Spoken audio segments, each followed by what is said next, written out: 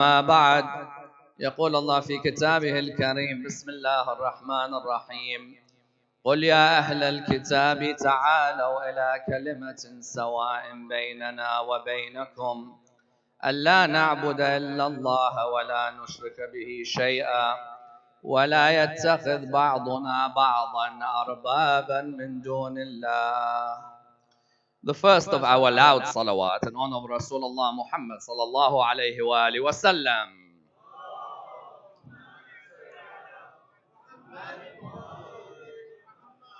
The second loud salawat in honor of Imam Amir al-Mu'mineen alayhi salam.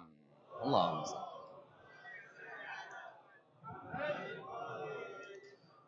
The third with your loudest voices in honor of the Imam of our time, Imam Sahib al-Asr wal-Zaman. Allah.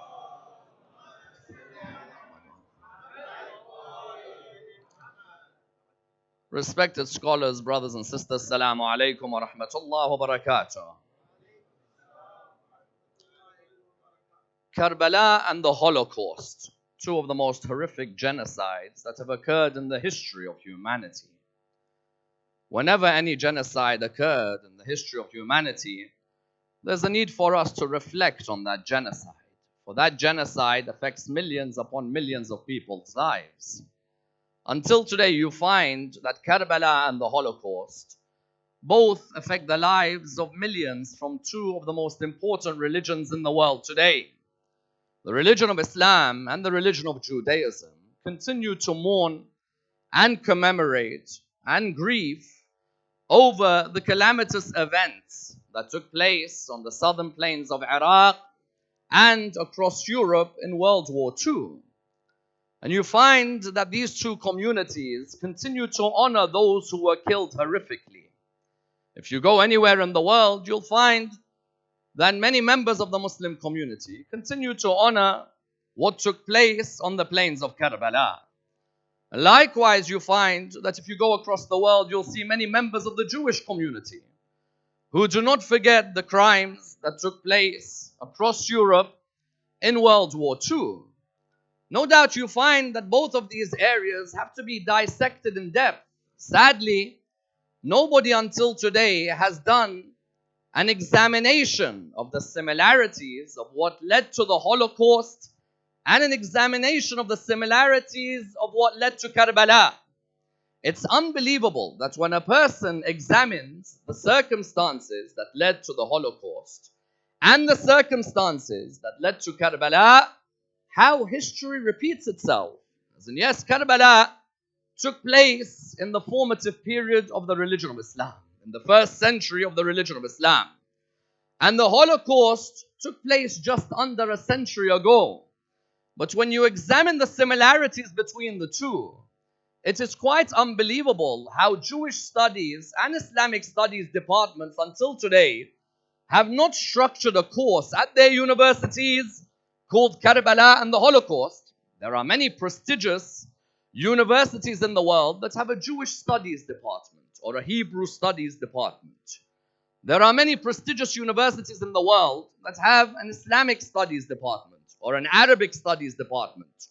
Yet when you examine these university courses, you won't find that there is a course or a module that's offered where a person is able to look at the similarities or the shared grief that exists between the Muslim community and the Jewish community. As in the Quran highlighted from the very beginning that we should always try and look for our similarities with the people of the book. When the ayah was revealed, chapter 3, verse 64, قُلْ يَا أَهْلَ الْكِتَابِ تَعَالَوْا, say to the people of the book, either the Jews who have the Torah, or the Christians who have the Bible, or the Muslims who have the Quran, إِلَى كَلِمَةٍ سَوَاءٍ بَيْنَنَا وَبَيْنَكُمْ, say to them that come to a joint word between us and you. We may have differences between Islam and Judaism, but we also have areas of similarity. And one of them is that when there is an area or an incident where we lost lives, where people were oppressed, where families were destroyed, where communities saw children massacred in front of them, then there is a need for us and the Jewish community to get together as in today in Britain and across the world, there is heightened anti-Semitism as well as heightened Islamophobia. Whether it's in Pittsburgh or in New Zealand, the reality is that what takes place when one human being is killed should affect all of us. If members of the Jewish community are killed in a synagogue, it should affect me today. If members of the Muslim community are affected in New Zealand, it should affect me today. And the only way that it's going to have an effect is when the two religions look at incidents in their history, whether the incident took place 1,000 years ago or the incident took place only 80 years ago. Both communities need to come together and examine the Holocaust and what Nazis did in Germany and across Europe, in Austria and Poland, can be found in GCSE curriculums everywhere. Until today, you'll find that there are GCSE curriculums where our sons and daughters study Nazi Germany. A-level curriculums where people study Nazi Germany.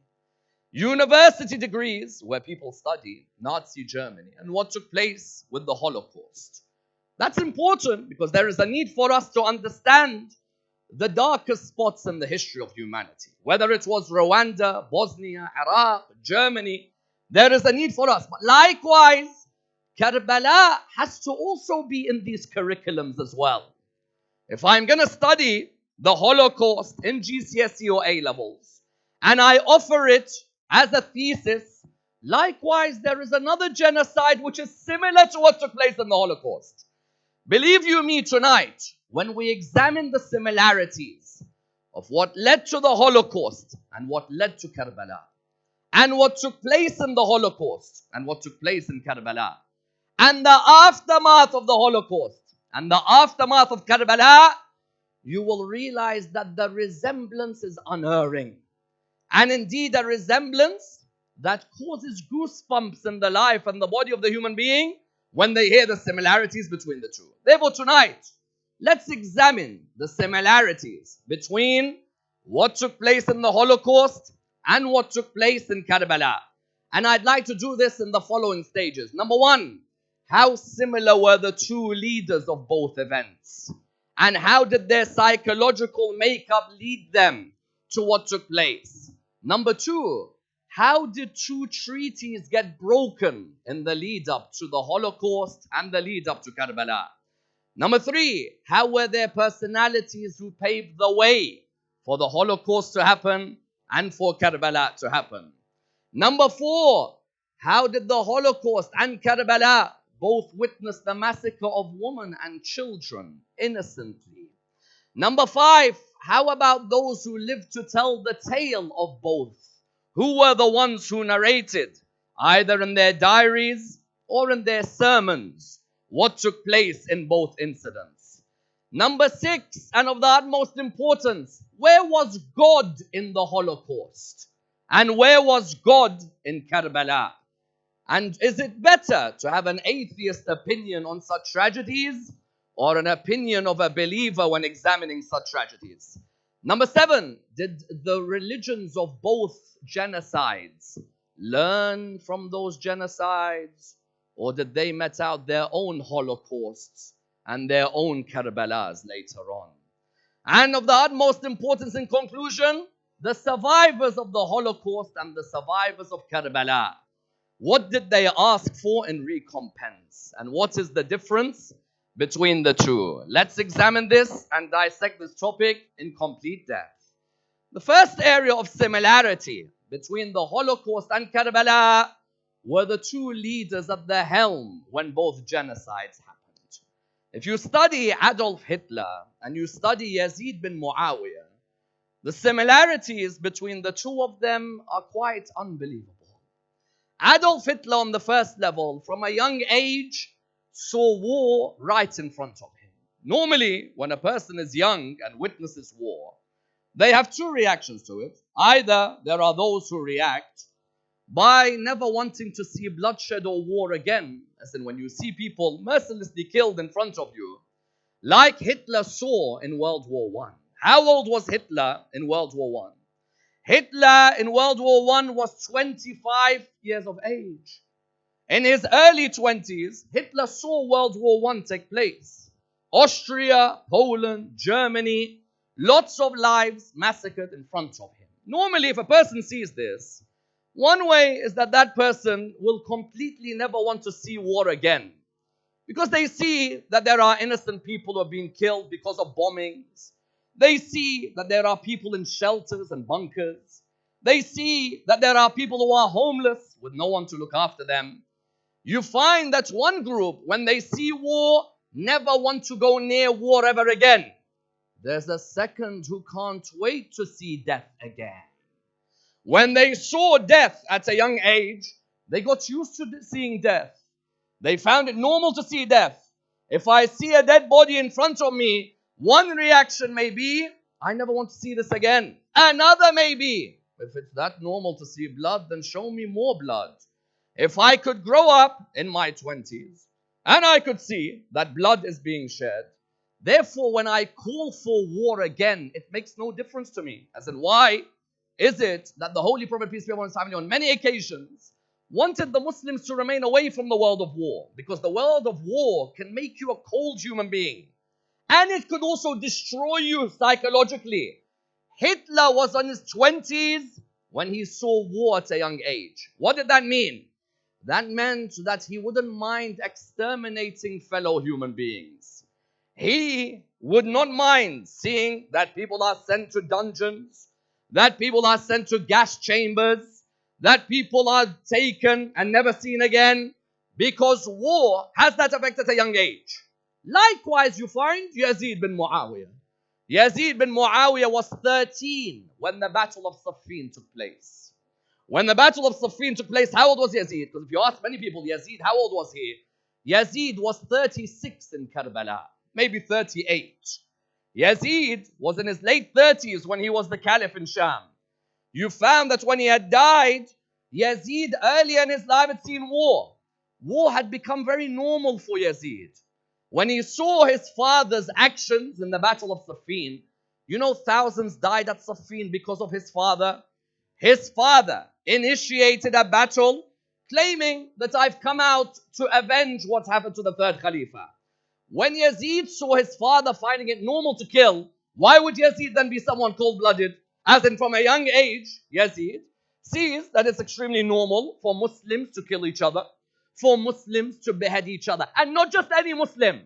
If my father could fight the son of Abu Talib, then I'll fight the grandson of Abu Talib. If my father is willing to butcher the grandsons of Rasulullah, because Imam al-Hasan and Imam Husayn were at Siffin, they were 20, how old were they at Siffin? 33 and 34. If my father finds it normal that he fights an army with Imam Ali at the helm, with Ammar bin Yasir, with Imam al-Hasan, with Imam al-Husayn, then what's wrong with me exterminating their lives?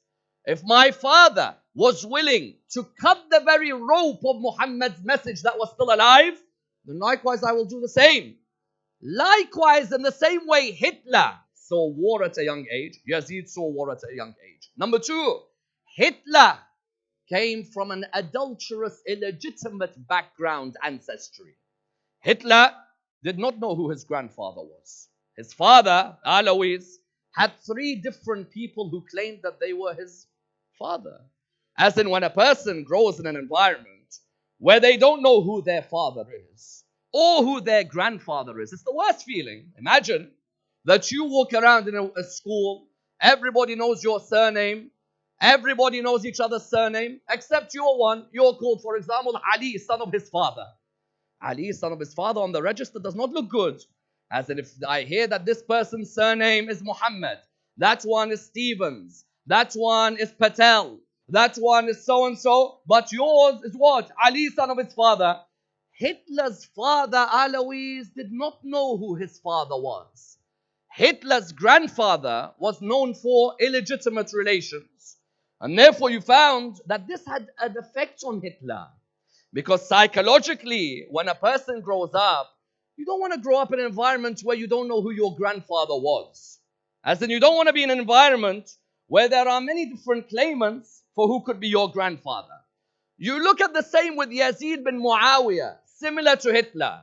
Yazid's grandfather was as adulterous as Hitler's grandfather. And his adultery had the effect where its ripples continued until the 10th of Muharram. Why? Abu Sufyan had committed an act of adultery that would continue with the Muslim community forever. Abu Sufyan committed zina with a lady by the name of Sumayya. Sumayya was at the time married to a person by the name of Ubayd. That person by the name of Ubayd, he did not know that his wife was having relations with who? Was having relations with Abu Sufyan. While she was having relations, she became pregnant. When she became pregnant in this illegitimate relationship, she gave birth to a boy. His name was Ziyad. Ziyad was born from an illegitimate relationship. What would happen later on? You'd find that later on, Ziyad, what would people call Ziyad? Until today, if you look at the books of history, you will always find that Ziyad is known as Ziyad ibn Abihi. Ziyad, the son of his father. That Ziyad, son of his father, why would they call him the son of his father? Because there's no way that you could say Ziyad is the son of Abu Sufyan. If you know that your father had committed adultery with your mom, you're not going to be proud of coming out with that. You found that Ziyad, who originally was with Amir al-Mu'mineen, who did he move on to? He moved on to the side later on of Muawiyah. Muawiyah, when Ziyad moved to his side, Muawiyah proudly would come out because he knew that people were saying that, listen, this Ziyad is as much your brother as he is the son of your dad. Muawiyah blatantly came out. He said, stop calling him Ziyad bin Abi. His name is Ziyad, the son of Abu Sufyan. Imagine, normally you would morally be proud of your ancestry. It would be immoral for a person to be proud of an adulterous relationship that takes place. That Ziyad has a son who becomes the commander of the armed forces in Kerbala. What's his name? Ubaydullah ibn Ziyad. Ubaydullah ibn Ziyad, therefore, and Yazid bin Muawiyah are first cousins through zina. Like Hitler had seen war and had a psychological effect of an adulterous background, Yazid likewise the same as Hitler. Yazid had seen war from a young age. Yazid had been part of a family tree that had an adulterous background that has an effect on him. Therefore, the first similarity between Kerbala and the Holocaust were the two arrogant leaders involved. The second similarity, there were treaties that were broken which led to both of these occurrences, both of these genocides. Which treaty was broken when it came to Hitler? The Treaty of Versailles. How many of you have studied the Treaty of Versailles? The Treaty of Versailles tried to put a limit on the power of Germany. In 1919, the treaty was signed. When countries sign a treaty, or when leaders sign a treaty, the aim is to try and bring the community together, to try and stay away from having a possibility of more bloodshed or more war. The Treaty of Versailles, until today, what's it called? It's called the War Guilt Treaty. It was a treaty that was enacted because of what Germany had done in World War I. It was a limitation on Germany's power. What did the treaty say? That Germany could no longer make these alliances with others, which makes it more powerful for itself. That Germany, number two, would not invade other countries like it had done in World War I. That number three, Germany would have a disarmament, that these weapons that Germany has, there would be a stop to these weapons. Number four, that Germany would have reparations that it would have to pay back.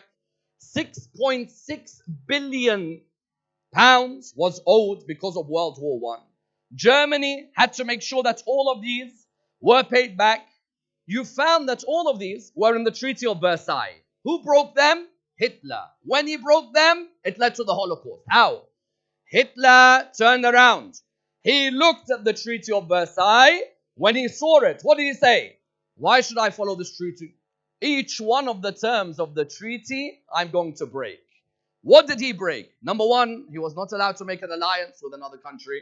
Straight away, he made an alliance with Austria, made him more powerful. Because you all know, Hitler's origin was where? Austria. And many people will turn around and say Hitler's German. His origin of birth is where? Austria. The first line in the Treaty of Versailles was that you're not meant to make any more alliances. Hitler straight away made an alliance with Austria, number one. Number two, you don't invade any other country. You've signed this. This is meant to be honored. Did Hitler invade any other country? Straight away, he went and invaded Poland. Okay. Number two, when he invaded Poland, number three, you have reparations to pay. Germany has reparations to pay. And these reparations, which have to be paid continuously because of what Germany done in World War I. 6.6 billion pounds had to be repaid by Germany. Hitler said, forget reparations, we're not paying anything back. And who's going to try and stop me? One by one in this treaty, I'm going to break it down. Further than that, you don't build your army. I said, what do you mean don't build my army? He remilitarized the Rhineland. He continued to build his army. The whole of the Treaty of Versailles was what? Was completely ripped apart. That treaty, when it was ripped apart, you found that it led to the Holocaust. Why? Because now Hitler knew, I've invaded Poland. And not only have I invaded Poland, I've also made an alliance with Austria. At the same time, nobody can ask me for money. I'll continue to build my money. From then onwards, there is no Jew who's going to stand in my way. I'll persecute the Jewish community. I'll do whatever I want to them. Burn their synagogues. Break their businesses. The moment that treaty was destroyed, it led to what took place at Holocaust. Likewise with Yazid, the treaty Muawiyah, his father, had signed with Imam Al-Hasan alayhi salam. Allahumma salli ala Muhammad wa Muhammad. Imam al-Hasan and Muawiyah had a treaty with each other. Treaty of Versailles led to the Holocaust because it was broken. Treaty of Imam al-Hasan with Muawiyah, the moment each clause was broken, Kerbala was moments away. What were the clauses in the Treaty of Imam al-Hasan with Muawiyah? Number one, you stop the cursing of my father from the pulpits. Imam, Amir al-Mu'mineen, every Friday, from the 40th year after Hijrah, for 50 years, was cursed every time in the Friday prayer. Yes. Children were brought up hating Imam Ali alayhi salam, hating his sons. Mughira bin Shu'bah and who? Subhanallah, Ziyad bin Abi, the illegitimate son of Abu Sufyan, would come on the Friday prayers and they would curse Imam Ali alayhi salam. Imam al-Hasan with Muawiyah, he made it clear. He said to Muawiyah, if we're going to have a treaty of peace between us, then the first condition is that you stop the cursing of my father from the pulpits. I ask all of you, did he stop the cursing? Not even stop the cursing. Even you find in books of non-Shia that the cursing did not stop. The cursing had continued to the extent that there are people who come years later who are asked to curse Ali, son of Abu Talib. Therefore, the first condition of the treaty, they made sure was broken. Second condition, that you do not kill the Shia of my father. Okay. Second condition, that my father has a group of followers. They are known as Shi'at Ali, the Shia of Ali. They are the likes of who? Hujr bin Adi, Rushad al-Hajari, Ammar bin Hamaq al-Khuza'i. Others such as Maytham al-Tammar. Others who, for example, were alive from the companions of Ahlul Bayt. These Shia of Ali, you do not kill them. If we're going to sign a treaty with each other, then you leave the Shia. Why? Because he had persecuted the Shia. He had drawn a line in this treaty. Did Muawiyah stop the killing of the Shia of Ali? Not at all. Muawiyah continued to kill the Shia of Amir al-Mu'mineen alayhi salam. Hujr bin Adi, killed by Muawiyah. Ammar bin Hamaq al-Khuza'i, head paraded by Muawiyah. Rushad al-Hajari, killed by Muawiyah. Others of the Shia of Imam Ali alayhi salam massacred one after the other. That was number two. The third point in the treaty, what was it? You do not change the sunnah of my grandfather, peace be upon his family. You do not change that sunnah. Did he change the sunnah of Rasulullah? Oh no. Many areas Muawiyah changed the sunnah of the Holy Prophet, peace be upon his family, to the extent That one narrator says they even prayed Salat al-Jum'ah on a Wednesday. Tell me, why is it called Jum'ah if we're praying it on a Wednesday? As in, if the Salah is called Jum'ah, why am I praying it on the Wednesday? Amongst other areas where he changed the Sunnah completely. But number 4, what was the 4th term of the treaty between Imam al-Hasan and Muawiyah?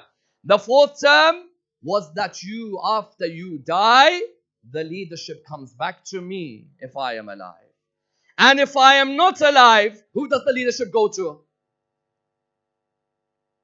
Who does it go to if I'm not alive? Imam al-Husayn. That was the 4th condition in the treaty. Look at the Treaty of Versailles and the treaty with Muawiyah and Imam al-Hasan. The 4th condition, after I die or you die, it comes to me. If I'm not alive, who does it go to? Imam al-Husayn. Muawiyah, just before he died, if you notice, Imam al-Husayn lived with Muawiyah for 10 years as Imam. Never once did Imam al-Husayn fight Muawiyah. He began to speak out when each term of the treaty was being broken. Because Imam al-Husayn realized that this is only going to head in one direction. This person has signed a treaty with us. He's broken each one of the treaty. When you begin to break treaties, your arrogance becomes at a level where now you think that I can just destroy anyone. As in when Hitler invaded Poland, he said, what are you going to do about it? When Hitler made an alliance with Austria, he said, what are you going to do about it? When Hitler stopped paying back, likewise Muawiyah said, I'll kill the Shia. What are you going to do about it? And I'll change the Sunnah. What are you going to do about it? And likewise, I will curse your father every week. What will you do about it? Look how he kept on telling Imam al-Husayn. Imam al-Husayn, not once did he reply back to him. Until when? Until Muawiyah broke the last term of the treaty. What was it? That after you die, it comes to Imam al-Hasan. Okay, Imam al-Hasan died 11 years before Kerbala. Not 1 year or 2 years. Imam al-Husayn was an Imam of Ahl al-Bayt for years before Kerbala happened.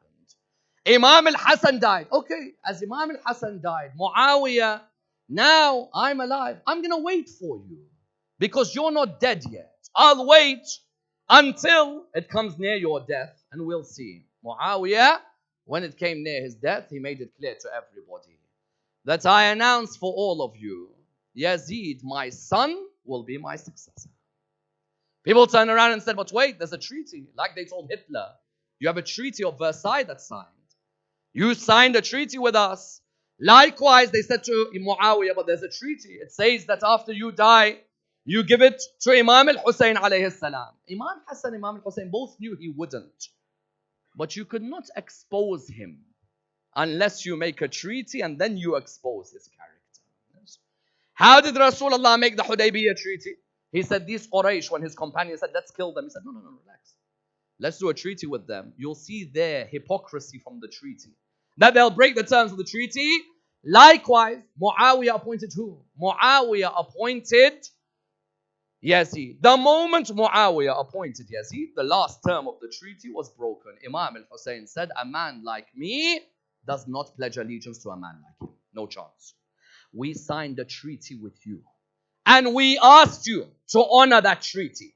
Now that you've broken all the terms of the treaty, there is no way whatsoever that you're going to have people like us pledge allegiance to you. Therefore, the second similarity between the Holocaust and Kerbala, 2 treaties were broken. The third similarity, that there were people who paved the way for the Holocaust and Kerbala to happen.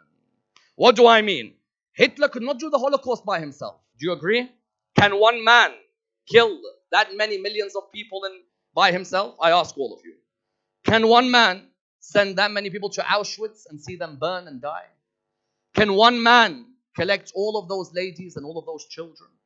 Can one man go towards Austria and go towards Poland and go towards other parts of Europe and leave a dominant effect? No way. There are those who paved the way for him to dominate. Who were they? You find, for example, somebody like Paul von Hindenburg, who said that I will never allow Hitler to take a post. And then, when it looked better for him, he said, here, Hitler, have this post. Had someone like Paul von Hindenburg stood up and said, for example, that I will not allow this man to come into power. A man like you does not deserve to be at the helm of this great country. Germany should not have someone who's a fascist or who's a racist like you are. Not just a racist towards the Jews, by the way. A racist towards the communists. A racist towards Jehovah's Witnesses. A racist towards the black community at the time as well. As many of you would have seen when the Olympics was taking place, the racism that he had against black athletes as well. But Paul von Hindenburg just stepped aside. Had he stopped Hitler from becoming chancellor, from having those positions, Hitler could never be there. But when oppressors rise, it's because of the silence of the good people. Yes? The silence of the good. That's why an oppressor rises. Had he stood up and said, you can't, the Holocaust would not have happened. Likewise, Hitler needed men around him who could support his ideology. Like who? Many of you would have studied Joseph Goebbels, for example. Or others would have studied people like Goering. These people were parts of the Nazi party. They needed to write the hadith to justify his position. Do you know where I'm heading? Yes. They needed to write hadiths for Hitler. That Hitler loves Germany. That Hitler wants the best for Germany. That the Aryan race is the greatest race. And that it should be honored and it should be protected. Hitler does not emerge. There are those who paved the way for Hitler to dominate. Likewise, Sayyidah Zainab said to Yazid in Sham, those who paved the way for you to dominate over us. Yazid, what you did at Kerbala wasn't just you.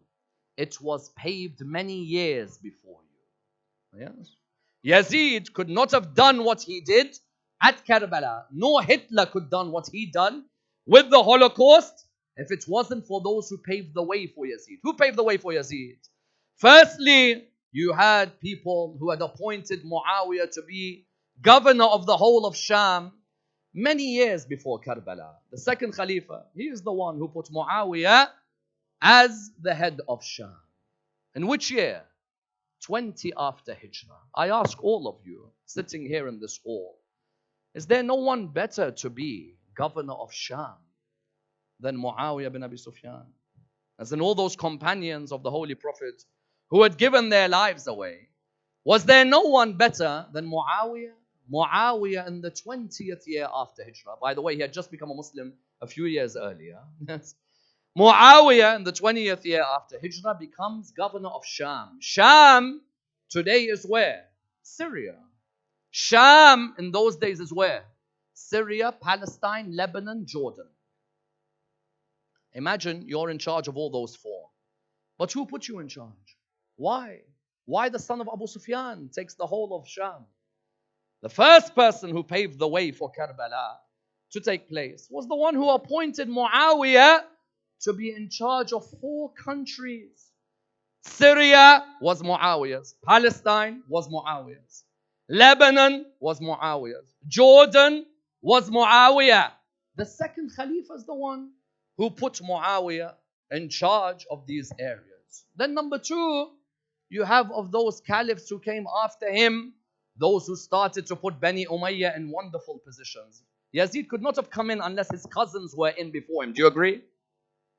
Marwan ibn al-Hakam, here's a position for you. Sa'id ibn al-As, here's a position for you. Here's a position for the other members of Bani Umayyah. Yazid doesn't just emerge. There are members of Bani Umayyah who, like a chessboard, were being placed with the intention of destroying this religion. Believe you me. Imam says in Nahj al-Balagha, and then you bought your Umayyad brothers one by one. So they began to devour this religion. In Nahj al-Balagha, Imam says that the reason that the people had a problem with the third Khalifa, what was it? That, hold on a minute, buddy, we're trying to understand something. That Marwan ibn al-Hakam, the Holy Prophet done la'na on him. How comes he's got a position now? Walid bin Uqba, Samara bin Jundub, Basr bin Artat, all of a sudden Bani Umayyah and their henchmen were slowly coming in. Yazid did not do Kerbala by himself. Kerbala, there was a plot to have Kerbala happen years before Kerbala took place. The same way Hitler could not have done what he done by himself.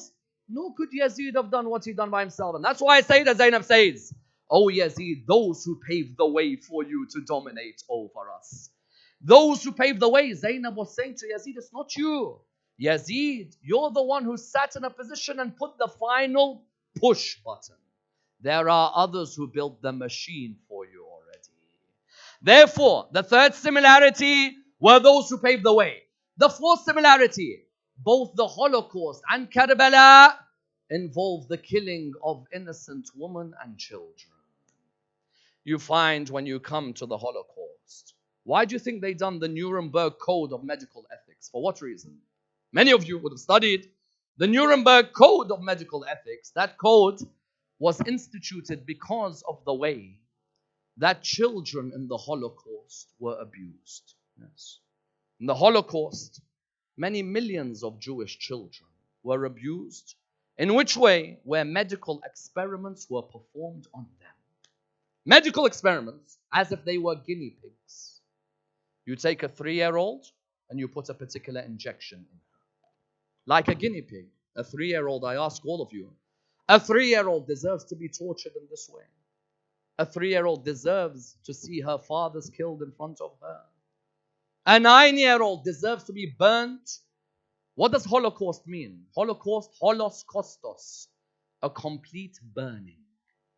What happened in the Holocaust? They would burn women in gas chambers.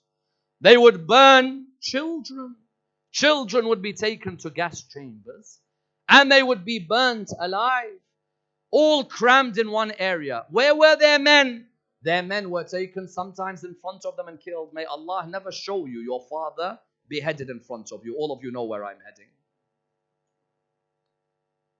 History repeats itself. What's happened with the Holocaust happened with Kerbala. A child in the Holocaust used to see the father beheaded in front of her and his killer on top of him shooting him. And she calls out, "My dear father, come to me. My dear father, help me." There were women in the Holocaust, and these women were thrown in gas chambers. Why do people still go to Auschwitz? Auschwitz! It happened how many years ago, my dear brothers and sisters? 80 years now? Does not matter when an event happened. It could have happened 1,000,000 years ago. The lessons are alive in our hearts until today. The lessons of what happened 80 years ago in Auschwitz, it doesn't matter if Auschwitz happened yesterday. It's a lesson for all of humanity, isn't it? A woman, children, many of them tortured, beheaded, burnt, nobody there to look after them. Nobody there to protect them. And what else?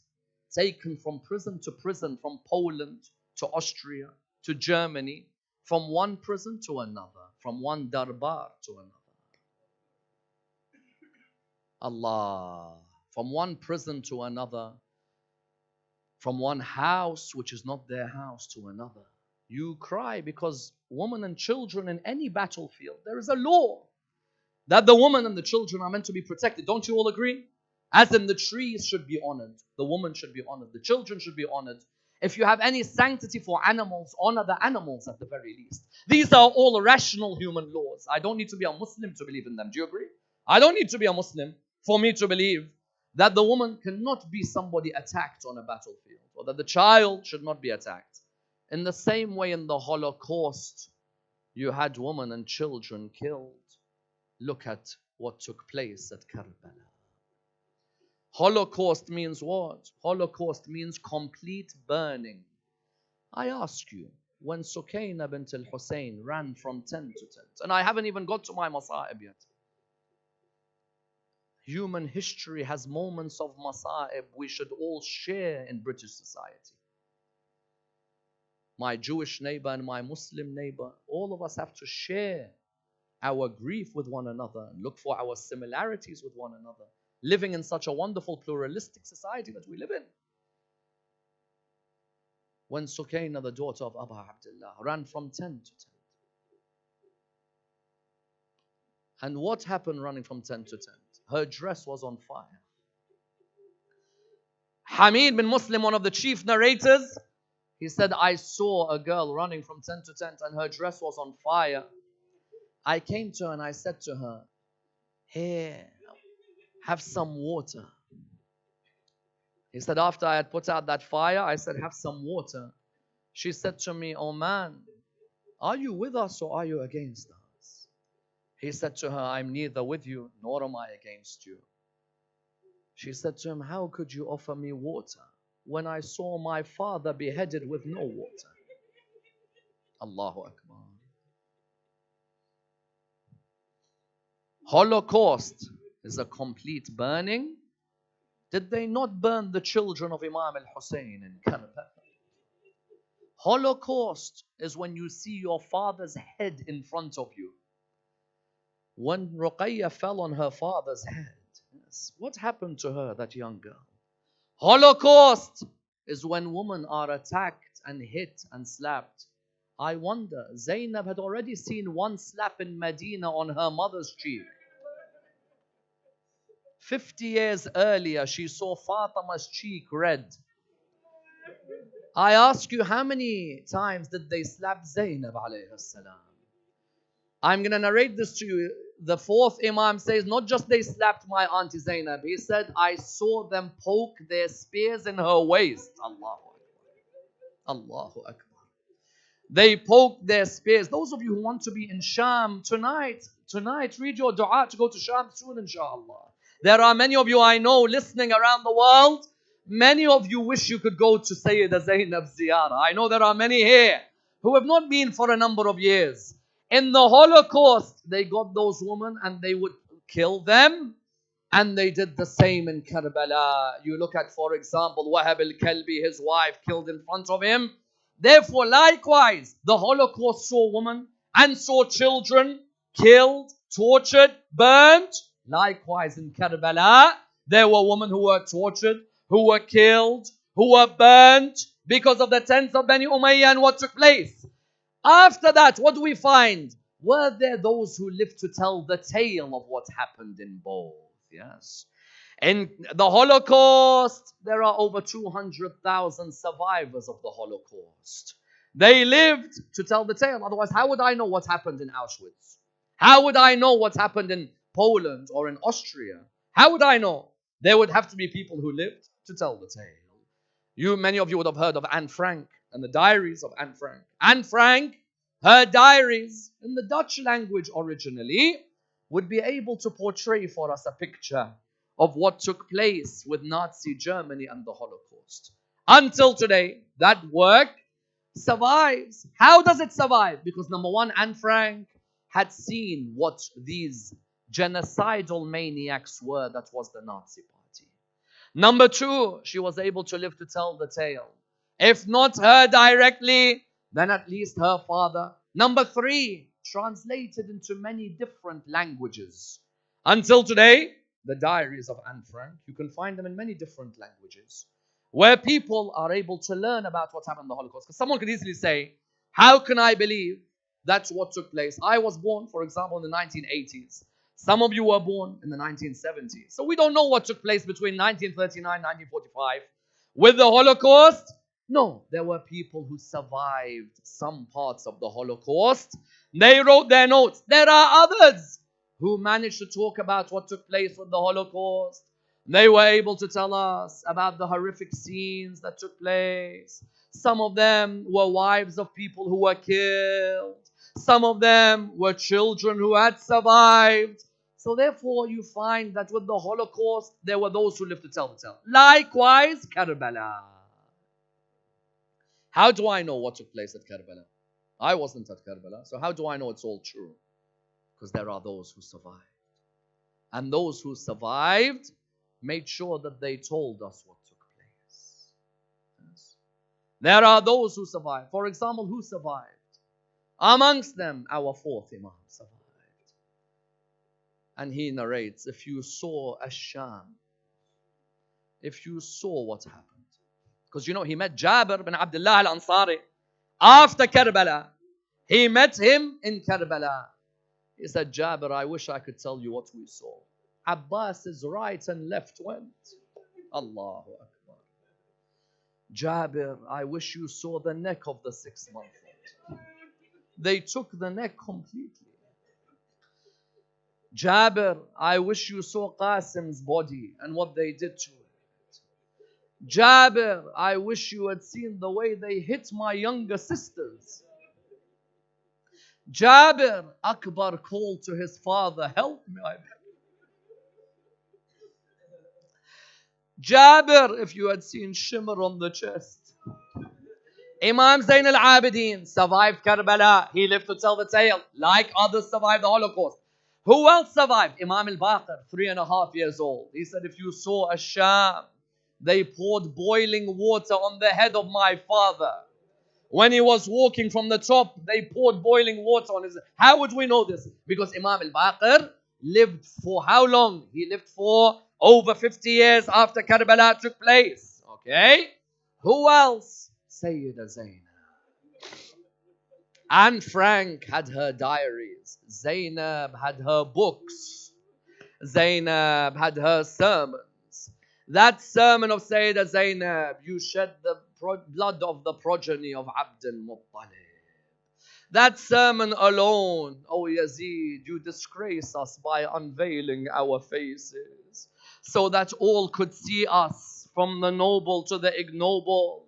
While there is none to defend us, that sermon showed us that the ladies of Al-Muhammad, amongst the things they did to them, was physically take off their scarves that they were wearing. Yes. Whether that scarf is a head covering or it's a face covering, there was an attack on the ladies of Al-Muhammad, no doubt. Likewise, you had wives of the companions of Imam al-Husayn, like the wife of Zuhair ibn al-Qayn. Daylam was with the army in Kerbala. She saw everything. Her husband Zuhair was killed in front of her. And she narrates, she says, on the afternoon of the 10th of Muharram, after they had killed Imam al-Husayn, we reached Sham Ghariba. And when we reached that night, all of us ladies were trying to sit with Zainab alayhi salam. Imagine. Said that we had not been used to living. There was no Hussain and no Abbas to look after us. We were alone. May Allah never show you a group of ladies alone in the middle of the wilderness, no one to help them.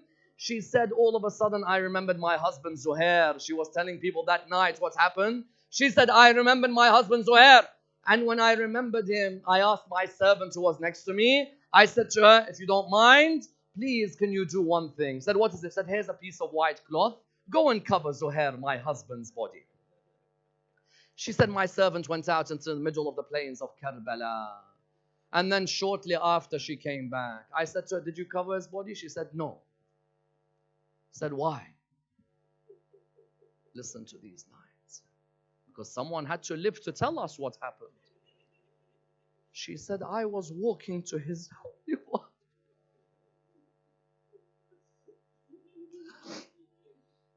She said, I was walking to his holy body. I was about to cover it. And I turned. And I saw the holy body of Abu Abdullah without a kafan on him. So I thought to myself, how could I cover Zuhair's body? And the son of Fatima al-Zahra dies with no kafan on his body. How would we know this musibah? We know it because of Zuhair's wife. And the wives of others who survived Kerbala, Qasim's mother, and Rabab, and others who survived. Therefore, the Holocaust had people lived to tell the tale. Kerbala had people who lived to tell the tale. Question arises, where was God in the Holocaust? And where was God in Kerbala? Yes? How could God let Husayn's body be trampled on by horses? Where are you, God? You claim, O God, that you love this family, Ahlul Bayt, but you saw their bodies trampled on. Where were you in the Holocaust, O God, when all of these children and their millions and women were taken to gas chambers? On this note, is it better to have an atheist belief or is it better to believe in God? An atheist belief, well, it doesn't help when we look at the Holocaust or Kerbala. Why? Because then all we boil it down to is survival of the fittest.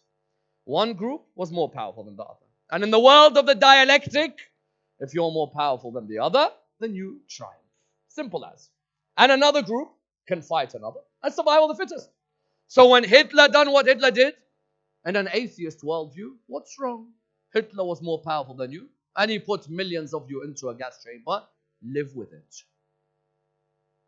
In an atheist worldview, when I look at Kerbala, so what? Yazid was more powerful, and that's it. He won. And the more powerful continues to exist. And there's a day when Yazid will fall. And it's as simple as that. In a godly worldview, there's a recognition that you may, in front of the people on that day, seem like you lost. But years later, many will call your name and many will forget them. Why? Because Allah subhanahu wa ta'ala shows us moral, ethical principles will always live. And the principles of oppression and atrocity will always be by the wayside. Secondly, if Sayyida Zeynab did not see justice at Kerbala, then a belief in God tells me there'll be a day of Qiyamah when justice will come. Isn't that true? The atheist would say what? So what? It happened. Human beings are animals. They fight each other. Eventually we'll all rot. The godly monotheist says no. We were taught lessons in sabr at Kerbala. Lessons in patience and perseverance. We were taught how to have dignity in the face of oppression. In one afternoon, we learned what it meant to follow the manifestations of God on earth. Husayn bin Ali's patience and Zainab's dignity. Abbas's sacrifice. Ali al-Akbar's honor. All of these principles allow me that when I believe in God, I look at them, I see nothing but beauty at Kerbala. Kerbala looks beautiful to me. If I was an atheist, I'd just say it's two people fighting. One's more powerful than the other. We all live in a jungle. If I believe in God, I say thank you, God, for letting me know Aba Abdullah. Did we learn from what happened at the Holocaust? And did we learn from what happened at Kerbala? No, we didn't. It's sad. You'd think the Holocaust would make people never commit another Holocaust. Even Holocaust survivors today say it's a shame about the Holocaust that's being meted out in the Middle East. Holocaust survivors, not me. Holocaust survivors look at innocent children and women in certain parts of the Middle East. And they'll say, this is not right. We are the people who saw Hitler do this to us. How then, when Hitler has done this to us, could we then ever come to a stage where for the sake of land, all of us are willing to kill innocents? For the sake of land? It's a shame when we study the Holocaust and you find that people did not learn from the Holocaust, did not learn from what took place. Likewise, did we learn from Kerbala that there will never be another Kerbala? There were many Kerbalas after Kerbala.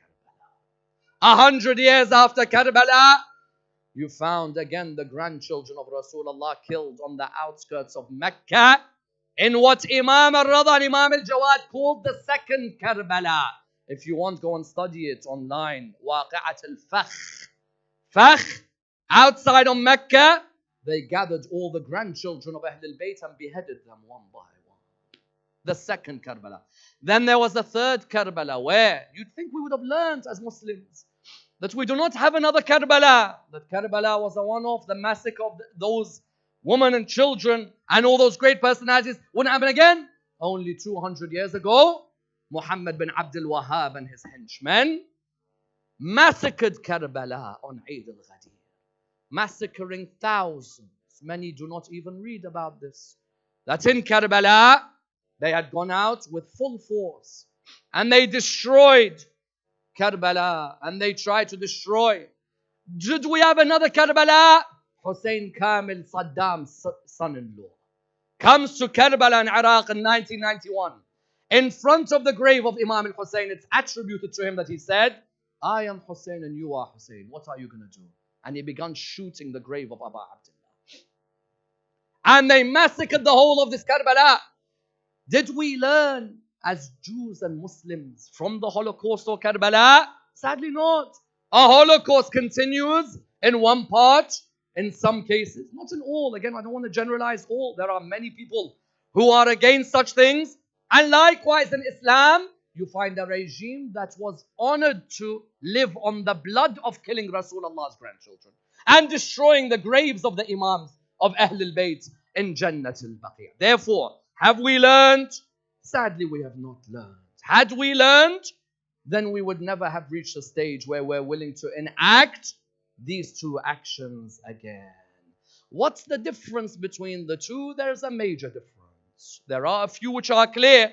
At the Holocaust, millions died. At Kerbala, 3 figures, one may argue in terms of numbers, died. One was in Iraq, the other was in Europe. But there's a third difference which is clear. What is it? The Holocaust survivors in some cases looked for recompense for what they went through. Some of them wanted a recompense, that we went through all these atrocities. There should be some payments given to us. There should be some money handed out to us. If I have a tooth from a Holocaust, I have some hair from the Holocaust, I have lost children of the Holocaust, then I deserve some recompense. It's not right that I went through what I went through. In a way, one can understand this, that when a person in any war-torn country, even Iraq today, those who were refugees, the government gives them certain payments because they went through war. In the Holocaust, therefore, the survivors wanted recompense. I ask you, did any of those who survived Kerbala ask for recompense monetarily? I ask all of you here in this hall. Any of them? Do you know who headed them in the message that we don't want anything but the pleasure of Allah subhanahu wa ta'ala? Who? Zeyneb, daughter of Ali. At the end of her sermon in Sham, she could have turned around and said, listen, I expect recompense, because Yazid said to her, said, Zainab, what do you want? Because her sermon destroyed him. What do you want? I'll give you what you want. She said, you can never give back what you took from me. Can anyone replace Abbas? Nobody can replace Abul Fadl. Can anyone replace that 6-month-old baby? Nobody can replace these. Can anyone replace the glorious eyes of Abu Abdullah? Nobody can replace these. Yes. Can anyone replace the chest of Imam Al-Husayn after those horses dug themselves into? Nobody can replace these. She said to him, Yazid, what you took from me, you can never give back to me. And in her sermon, she made it clear, I thank Allah for everything. All I ask, not recompense for me, but recompense for the shuhada of Kerbala. That Allah honors them. That's all I ask. Did Allah honor them?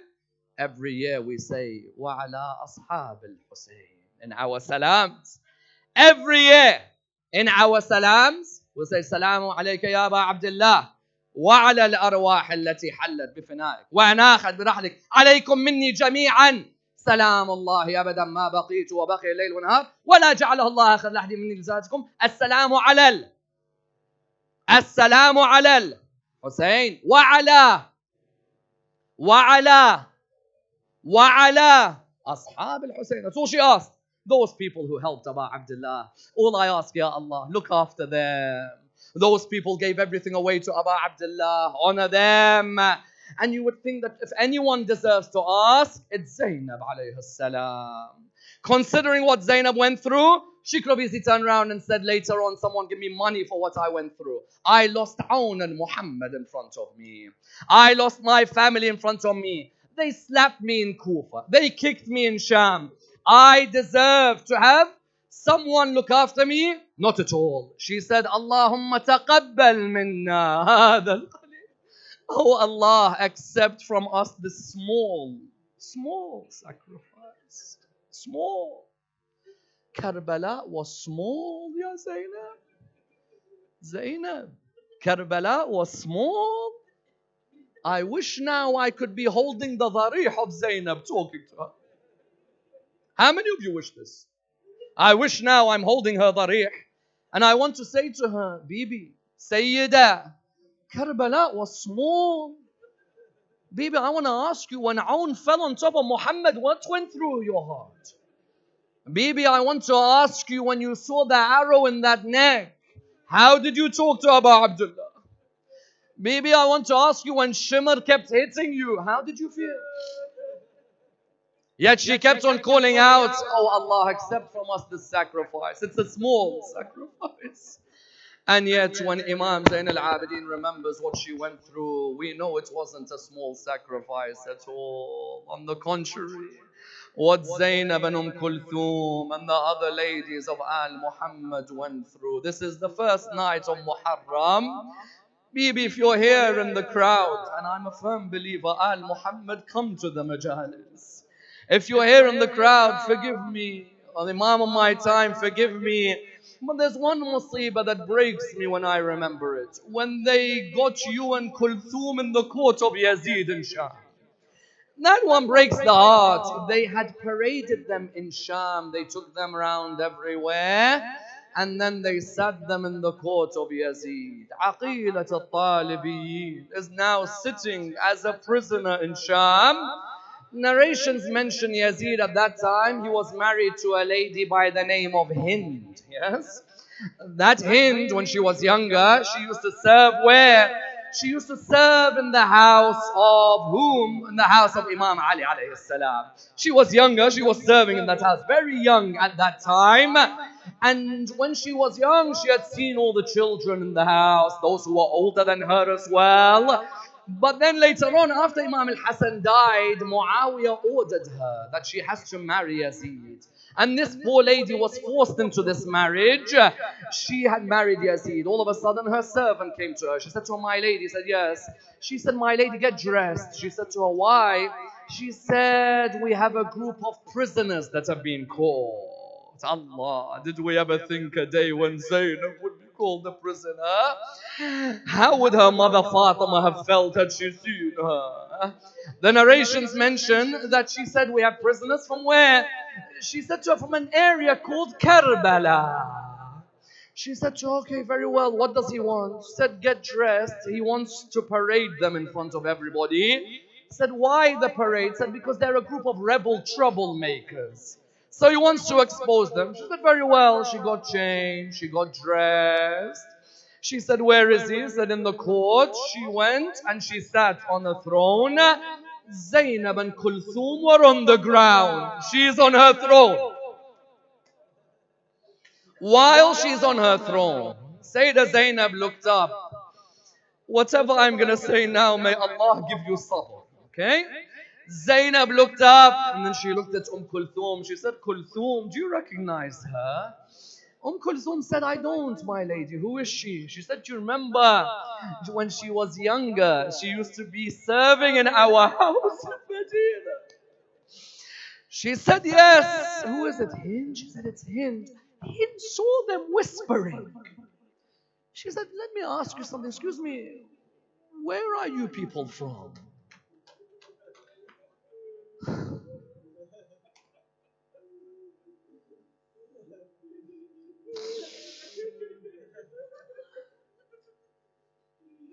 Said, "We are from Medina." Hind came off her throne, sat on the ground. Zainab said to her, "Why have you sat on the ground? You're sitting on a throne." She said, "Out of respect for the people of Medina." Allah. She said to her, "May I ask you something?" She said, "Yes." She said, "Do you know some of the families in Medina?" She asked Zainab. Allah, what had time done? Zainab, the granddaughter of Rasulullah, is being asked, "Do you know the families of Medina?" She said to her, "Yes." "Who would you like to ask about?" She said, "You know, when I was younger, I served at the house of Ali ibn Abi Talib. Do you know him?" I ask all of you a question. How old did Kerbala make Zainab look? What had Kerbala done to Zainab? She said, "When I was younger, I served in a house of a man called Ali ibn Abi Talib. Do you guys know him?" She said, "Yes, we know him."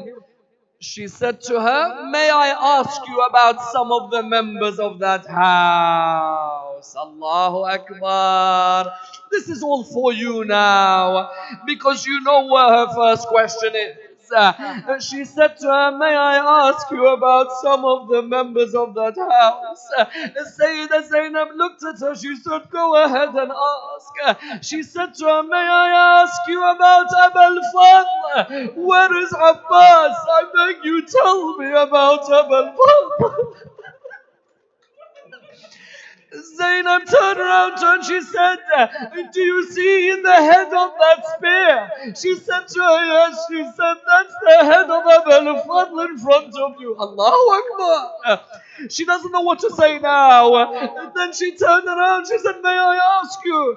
She said, about whom? She said, may I ask you about Abu Abdullah? Where is Abu Abdullah? I beg you, show me. Zainab turned around. What did she say? She said, do you see that head on that spear? She said to her, yes. She said, that's the head of Abu Abdullah in front of you. Hind remembers when she was younger. If Hussain was one side, Abbas was the other. Zeynep would always be next to them. She said, may I ask you, where is Zeynep al-Hashimiyya? Allahu Akbar. What does Zainab reply? She said, so if you're asking me about Zainab al-Hashimiyya, I don't know where Zainab al-Hashimiyya is. If you're asking me about Zainab al-Masbiyya, Zainab the prisoner, then here I am, Zainab in front of you. When Hind realized that was Zainab in front of her, she ran out of the court of Yazid.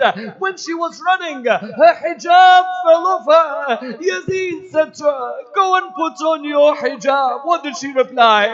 Oh Yazid, you tell me about my hijab. How about the hijab of the daughters of Rasulullah?